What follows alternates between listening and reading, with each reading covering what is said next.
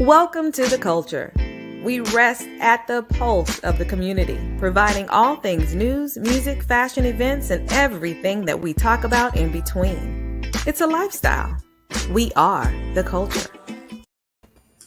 Hi, and welcome to The Culture. I'm your host, Jessica Garrett-Motkins, and joining us is clinical therapist Belinda Gordon Battle. Welcome to the show, Belinda. Thank you so much. I'm so excited to be here again. Thank you, Jessica. Thank you for coming. So glad that we have this time to discuss mental health with you. It is Mental Illness Awareness Week, October the 3rd through October the 9th. And I was reading some literature from the National Alliance on Mental Illness, and they cited that mental health is a huge part of overall health and should be a priority for everyone, whether you have a mental health condition or not. Can you explain how someone without a mental health condition should prioritize mental health? Absolutely. I'm so glad you brought this topic to this platform. It's so important for all of us to be aware of mental illness and mental wellness. Those are two things on a spectrum, mental illness and mental wellness. It's important for us individually so we can take care of ourselves, so we can be aware of changes that go on with us on a mental and emotional level that may affect our home, our school, that may affect our community. It's important for us to know about these things for our family members. Oftentimes we have family members, and you may hear the whispers at family gatherings. Oh, he's not well, or she always goes off, or he never comes out. Those little indicators suggest that we as a community, we as a family member, we have to know about mental illness and mental wellness. And also just in our community, on our jobs, in our churches, in our synagogues, in our mosques, we need to know when people that are sitting beside us, across from us at the boardroom, may actually show signs of mental illness. And also when they show signs of mental wellness, so that we can recognize those and encourage everyone to continue to take care of themselves. Tap in to EAP at your office and make sure that you are always aware of how you are feeling in the community. Linda, tell us, what is EAP? Oh, EAP is our employment assistance programs. Everyone that is working right now that has HR, human resources, you have access to your employment assistance program. I am always so excited to see Miami-Dade County educators, Miami-Dade County government workers, anyone that works in a school system correctional facility, if you're a bus driver, if you're a custodian, any job that you might have in hospitality services, you have access to EAP through your insurance. 9 times out of 10, you are already paying for these services, and they will allow you to connect to a licensed clinical therapist, a licensed mental health counselor, and to get the additional support that you need. If you have a family plan and you have a young person in your life that you feel could benefit from speaking to a therapist, this is the route to go. You are already paying for these services through your insurance, and you can actually get virtual or in-person counseling services through your EAP, Employment Assistance Program.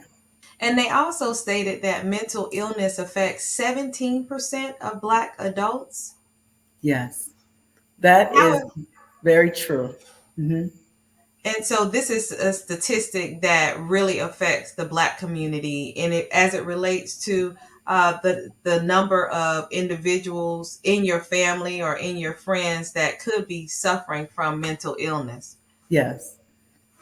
When we take into consideration the fact that mental wellness has not been a part of our ongoing self-care, we as a community, we're just beginning to understand how important it is to go to your doctor for a physical. We are just beginning to feel some type of trust with the medical community. But now it's time for us to make sure that we also extend that self-care and that trust to mental health professionals. And it's so important for us to have mental health professionals that look like us, that understand our culture, that understand our community, that understand our needs. and make sure that we utilize those people that are in our community that look like us and that can provide support for individuals and entire families. If you are in a family that there's continual chaos and confusion, that is an indicator that there's something wrong. Something traumatic has occurred within our family unit. One way to deal with that is for you to talk to someone about that. But then as you prepare yourself to go into your family, you have strategies and you have interventions that you were able to speak to a mental health counselor. That's a great opportunity for you to say, can we have a coach come in? You don't have to call the person a counselor. You could call them a coach. Can we have a mediator? It could still be a counselor. Can we have a mediator come in and just kind of give us some more insight into what may be occurring in our family and how we can actually resolve it so that you have a peaceful holiday. Mm. That is so important because we're moving right into Thanksgiving, right into Christmas, and oftentimes we as a community, we do not deal with what's in front of us. We sit at the table with people that are suffering. We eat together, we fellowship together, and we know that there's a problem. When we sit together and we fellowship together, we should also have a discussion. What are we doing to make sure that we are as strong as possible in this family? And a large part of that is to make sure our mental wellness is intact. They went on to say that an estimated 48 million people suffer from anxiety disorders. 19% of adults suffer from anxiety disorders. Do Yes. you believe that this number has increased with our current conditions in the world with the pandemic that we're in, or has this number of depression, or excuse me, anxiety disorders, has it always been where it is right now? Absolutely. I believe there has been an increase. And the one thing that I do realize is that we're talking about it more. And so part of that increase is that people are beginning to recognize that what they feel, that those feelings that they have around anxiety, they actually can get support. So there has been an increase. There is a real medical term around COVID. It's called COVID anxiety. And that is when we are placed in a situation that we are in so much fear about the pandemic, about COVID, that it will interfere with our family, it will interfere with our home life, it will interfere with our job. A person will repeatedly sanitize. They may not allow you to come into their home, even if you have taken care of all precautions. The person may decide, oh, I want to go someplace, but stop themselves because the anxiety of going out of their home and having to face mask, unmask, sanitize, unsanitize, inside or outside eating. All of those things just kind of completely stop them from moving forward. There's serious anxiety in regards to COVID. And so the anxiety disorders overall have increased in the last year and a half. That is a lot to think about, when you're re-entering our society and also approaching conflict, because there is this, whether you want to wear a mask or you don't want to wear a mask, whether you want to get vaccinated or you don't want to get vaccinated, there is a conflict, and people are very vocal about their beliefs at this time, whereas other times when there were people were going through some sort of illness or health situation, it wasn't such a public discussion. Mhm. So TD Jakes was talking about that this past weekend, and the importance of trying to move past the conflict of where we are right now as a society. Excellent point, Yeah. Belinda. I want you to also focus this next part on the Black community and mental illness versus mental health, really framing what the difference between those two are. So mental illness, and I like to say that there are over 200 classifications of mental illness. We have a DSM, it's a huge, thick book that we can refer to as a resource. We use it very often. But within our community, it's so important for me to remind our community to look at symptoms. Don't just look at a diagnosis, but think about your symptoms. Think about it, your mental illness or mental illness you may see in a family member or in yourself. Think about the symptoms. Just like if you were diagnosed with diabetes, what are the symptoms?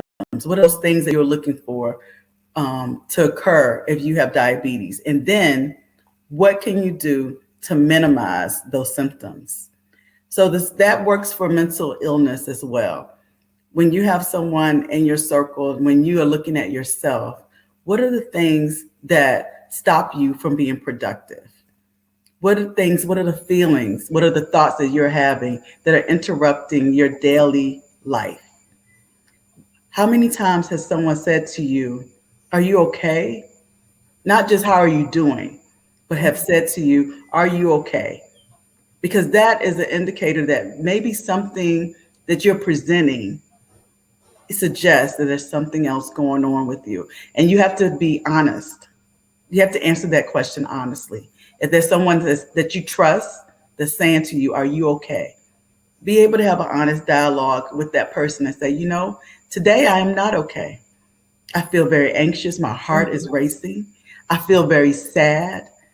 Even with COVID, we have been talking to some people about survivor's remorse, because I know someone who looks like me, that talked like me, that walked like me, also got COVID, but passed. But here I stand. I'm still here. There's some remorse involved in that. Who am I talking to about that part of the grief process? So, mental illness in our community, I think, is really important for us to focus on our feelings and our emotions and how that is stopping us from being productive and progressive in our community, in our homes, in our schools. Mental wellness on the other side of the spectrum, means that I'm taking care of myself. I'm putting myself in a position of strength. I'm allowing myself to get exercise, to get in the sun, to go outside, to socialize, even with or without a mask. I'm maintaining some type of relationship at work. I'm maintaining relationships in my community. I'm maintaining relationships with my family members. They may not be perfect, but I'm able to maintain those types of relationships. And I feel positive and good on most days. No one's going to feel great every day, but the majority of the days, if you take your little calendar out, I always remind people, you have a calendar, you have access to a Google calendar. You can write this in your planner. Make a little check mark. How was my day? Was it okay? Was it good? Was it fantastic? Was it horrible? Did I get out of the bed today? Did I stay in bed today on the sofa all day long? If I do that, that's an indicator that I may need to speak to someone about how I'm actually feeling. We have to also consider our young people and talking to them about mental illness and mental wellness. And what examples do we see from them on both ends of the spectrum? So I wanted to make sure we understand that mental illness and mental wellness is not just for the grown folks, it's also for our young people too. Yes, excellent point. And then we also see, and this may be because there are increased reports where people are actually talking about it, but it seems as if kids are suffering from depression and the like during this same time period. Is that also due to COVID, or is that because we are talking about it? Or what is going on? It's a combination of all of those things. And I hear you use the word suffer, but I'm excited to see a lot of young people are surviving. They're Hmm. surviving depression. They're finding ways to work through anxiety, and they are having more open discussions than our generation did about what they are feeling. What does that look like for them? They have access to social media, and so they speak about these things on social media. They speak about these things through their music, through their small reels and posts about how they're feeling on that day. We have to, as the generation prior to this one, we have to make sure that we stay in tune with what they're presenting and how they are presenting themselves in the world. So one of the things I have learned in my community is that there's a different mindset from the generation that's coming behind us. And they are very focused on making sure that they enjoy life and they take care of themselves. And when that becomes difficult for them, when they fell into the pandemic and they could not do the things that they enjoy doing, depression and anxiety increased. But one of the positive things is that young people are resilient and they understand resources. And if you allow, I've had so many parents say, my child came to me and said, I want to go to a therapist. There is so much strength in that coming from a young person. I want to go to a therapist. And oftentimes the parents hesitate because in their mind, my child, there's nothing wrong with my child. But the child is saying to you is there is something that I want to work on with a professional. Mommy and daddy, I love you, but I want a third person to talk to. And we have to be open to that. We cannot hesitate. We need to introduce our children to EAP themselves so they understand when you go to your job, you have something. When you go to college, this is what a counseling center is. Because children, our young people, they want to be engaged and they want to be as strong as possible mentally, physically, emotionally, financially, and all those things go together. Excellent. We've been looking at the news here lately, and they've been talking about Facebook, Instagram, studies, teens, and the use of those two platforms or social media causes depression, where you are walking into a value system that is not realistic. Do you have any thoughts on that? Yes, that's a continual conversation with young people. If you have a young person in your life, and when I say young person, I've seen people, children as young as 5 on social media, and they're engaging without a parent on social media. So it's really important for us to, as parents, as adults, as guardians of our young people, to put parameters in place. There is an opportunity for you to go into the electronics and you decide how much time a child will spend engaging. There's also opportunity for you to engage with that child so you can know what they're looking at and what they're seeing. Take that time out. Instead of that 1 hour of watching TV, the two of you sit together for 1 hour and go through the things that interest your child on social media. And you will be surprised how much they want to share that with you, but don't think that you have an interest in it. But we have to take 30 minutes and say, let's see what you're talking about on social media. What was funny to you? What was interesting to you? What made you concerned from the TikTok today? Have you ever seen anything that just said to you, oh, that's not what I expected, or made you feel like you were out of place in the world? One of the things when I work with young people is I remind them that TikTok, social media, all social media, is a 1 second deal, meaning that person took 1 second of their life, 1 second of their day, and they took that best 1 second and they presented that to the entire world. Now, let's think about our entire day because we all get up the same way. Nobody wakes up perfect. It takes some time to pull yourself together. They're not showing you that. They're not showing you how they went to the bathroom. They're not showing you how they brushed their teeth. They're not showing you those things like, oh, I have to make sure these nails are painted perfectly before I present as if I woke up like this. They're not showing you those parts of themselves, but those are part of the human experience that you and I live every day. And we have an opportunity to show ourselves that one perfect moment. So you find your one perfect moment in your day, and you can share that on social media too. But you have to remember that other people, professionals, influencers, musicians, actors, actresses, they all have a team. And the team is sharing that one perfect moment. That's not enough to say that their life is better than yours. It's just enough to say that one moment, that 1 second, that was nice. But don't internalize that as something is wrong with you. Just celebrate the person's one perfect moment. It's about a balance. It is. And I was about to quote Gabrielle Union's book about balance, but I'll save that for my 2 cents a little later on. Oh, I wanted to hear that. Okay. So, in closing on Mental Illness Awareness Week, Belinda, I wanted you to point out some areas in which we as adults, or and even looking at our children, can see some things that are examples that we should look at within ourselves and say, I might need to go think of a therapist. Can you give us some examples of areas that we can look at and say, if I'm experiencing this, I may need to talk to someone? Absolutely. One of the things I enjoy about our community is that we have a saying for almost everything. And if I say to you, the struggle is real, you know it immediately what I mean. But when you get up in the morning and you have that thought, I am struggling. I am struggling to go to sleep at night. I am struggling to wake up in the morning. I'm struggling to get out of this bed.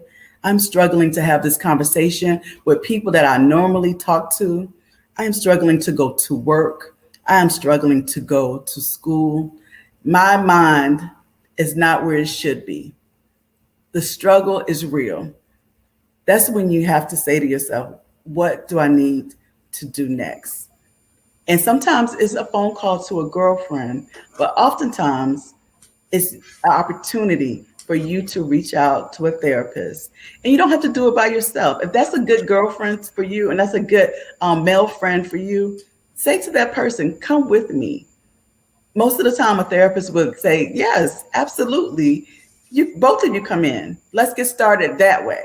Both of you come in and let's have a discussion. But really take some time to be self-reflective and also look at your children.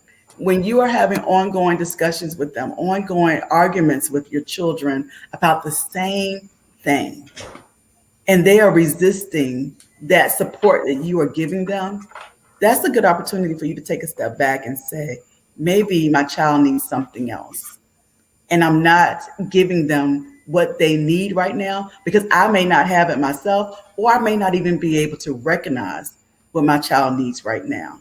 And there's nothing wrong. As a matter of fact, it's part of our culture to reach out and get support, even from the continent of Africa.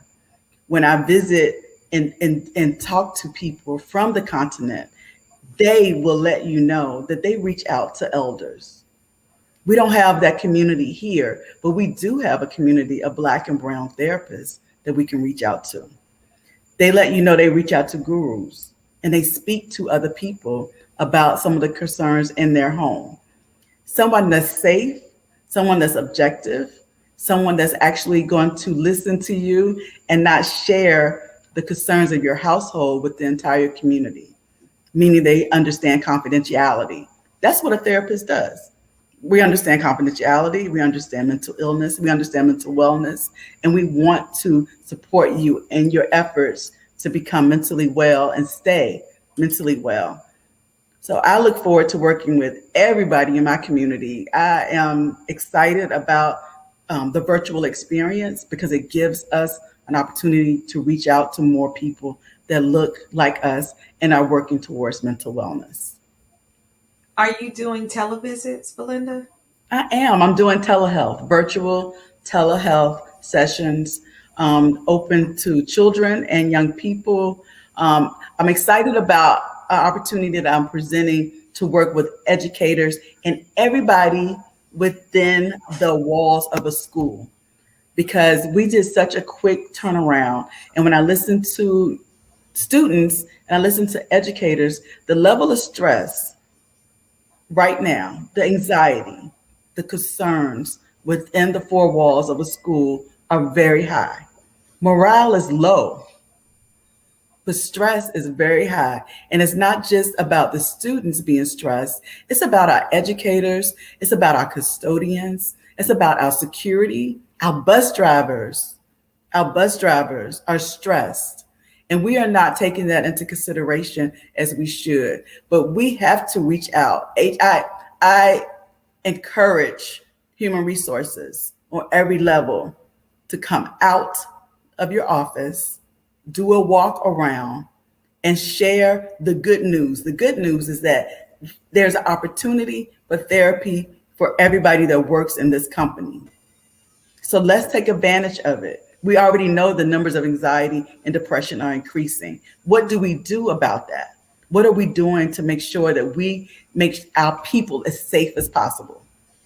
And part of that is their mental health, their mental wellness. And I'm so glad that you allowed us to speak about Mental Illness Awareness Week on this platform. Thank you, Jessica. Absolutely. How can people get in touch with you? I have a website. It's bgbcounselingservices.com. I am also on Facebook under B Gordon Battle, and I'm also on Instagram also under B Gordon Battle. Um, if you leave a comment in the chat, I will get back to you. Just tell me and you can message me from this chat. That would be just fine. But if I can't help you, I will definitely point you in a direction that you need to go into. But just understand that we are here. We are here in the community as licensed clinical therapists. Black and brown licensed clinical therapists are here to help you as you pursue your own mental wellness. Awesome discussion. Awesome discussion. As always, thank you so much, Belinda, for coming on, enlightening the culture on all things mental health, wellness, illness, all things about our mental capacity. We appreciate you. We applaud you for what you're doing. And to all of you out there in our culture family, don't forget to join us tonight at 6 o'clock. We'll be right here on YouTube Live, on Facebook Live. It'll be another good time with our My Two Cents crew. Grab a drink and set your clock for a good time. Thank you all for joining us. The Culture is produced and owned by the Culture Media Group and cannot be reproduced or broadcast without written consent. All rights reserved 2021.